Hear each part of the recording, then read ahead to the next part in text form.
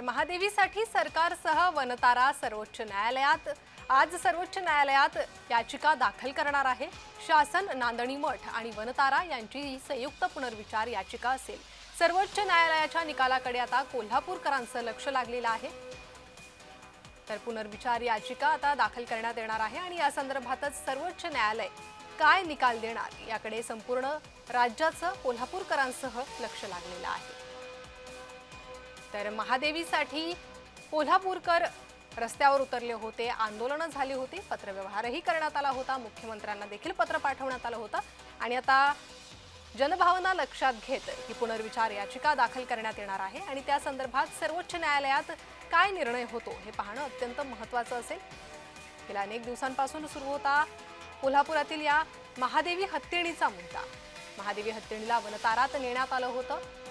न्यायालयाच्या निकालावरच तिला वनतारात नेण्यात आलं होतं आणि त्यानंतर कोल्हापूरकरांनी मात्र विरोध केला। या संदर्भात आता पुनर्विचार याचिका दाखल होणार आहे।